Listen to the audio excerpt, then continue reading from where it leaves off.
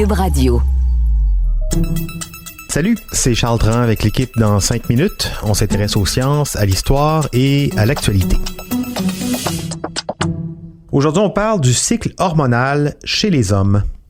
On sait tous que les femmes ont un cycle hormonal qui dure en moyenne 28 jours. Mais nous, les hommes, est-ce qu'on est nous aussi sujets à des cycles hormonaux? Des recherches tendent à démontrer que oui, plusieurs cycles même. Mais c'est plus compliqué que ça. On démêle le tout avec Véronique Morin. On dit parfois que les femmes sont d'humeur changeante selon le moment de leur cycle hormonal qui est régi principalement par le niveau de deux hormones, l'estrogène et la progestérone. C'est vrai que les hormones jouent pour beaucoup sur l'humeur, le niveau d'énergie, de désir et l'état de santé général des femmes. Mais qu'en est-il chez les hommes? La croyance populaire veut depuis longtemps que n'étant soumis à aucun cycle hormonal, ils sont d'humeur plus constante, plus stable. Or, ce n'est pas tout à fait vrai. En fait, les hommes ne sont pas soumis à un cycle hormonal, mais plutôt à au moins 3. Chez les hommes, c'est la testostérone qui est l'hormone prédominante. La testostérone est connue comme l'hormone de la virilité et de l'énergie physique et sexuelle. Elle est responsable du développement des caractères sexuels à l'adolescence et de leur bon fonctionnement à l'âge adulte. Mais, et c'est un grand mais, elle n'est pas stable. Elle varie selon plusieurs facteurs. D'abord, il existe un cycle de 24 heures de production de testostérone.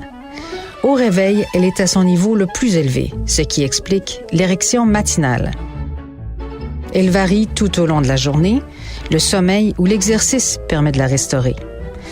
Ce taux baisse graduellement à partir de l'âge de 30 ans et après la cinquantaine pour mener l'homme vers l'andropause. On peut dire que c'est l'équivalent de la ménopause chez la femme. L'andropause peut se manifester par une diminution de la libido, de problèmes érectiles, de l'insomnie, d'une prise de poids et de sueurs excessives. Ensuite, il existe un cycle de fabrication de spermatozoïdes qui est de 74 jours, donc environ 2 mois et demi. C'est ce que l'on appelle la spermatogenèse, qui se déroule en 3 étapes. Même si l'homme est en principe fertile toute sa vie, plusieurs études démontrent que la capacité de se reproduire est intimement liée au processus de spermatogenèse. Finalement, il y a aussi le cycle du taux hormonal qui varie en fonction de critères physiologiques et psychiques, donc qui est propre à chaque homme. La fatigue, le stress peuvent, par exemple, avoir une incidence sur la sécrétion hormonale. Et le fait d'avoir une modification de la sécrétion hormonale peut provoquer des malaises et des troubles de santé allant de la baisse d'énergie à une grande fatigue. Bref, créant une boucle, c'est-à-dire que lorsqu'un homme commence à se rendre compte de son faible taux hormonal, il devient stressé. Et plus il est stressé, plus le cycle est négativement soutenu. À l'inverse, un homme en bonne santé mentale et physique produira plus de testostérone. Certains chercheurs affirment qu'il existe aussi un cycle saisonnier, alors qu'au printemps et à l'été, lorsque les heures d'ensoleillement sont à leur maximum. Il y a une étude de 2003 qui a révélé que les niveaux de testostérone des hommes dans une ville norvégienne avaient atteint un creux en été et un sommet à la fin de l'automne. Une étude sur les hommes danois a révélé des variations saisonnières qui étaient similaires selon un horaire légèrement différent.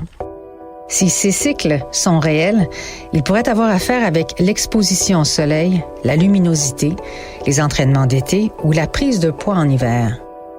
Sur cette question, les urologues du Baylor College of Medicine à Houston ont conclu que certaines preuves existent pour soutenir la notion de cycle saisonnier, mais que d'autres recherches supplémentaires étaient nécessaires.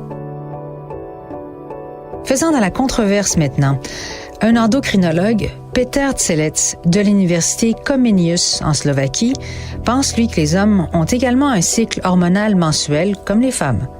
En 2002, il a publié une étude montrant que les hommes et les femmes éprouvent des rythmes à peu près lunaires de testostérone. Les niveaux dans la salive des hommes ont atteint un sommet spectaculaire au jour 18 d'un cycle de 30 jours.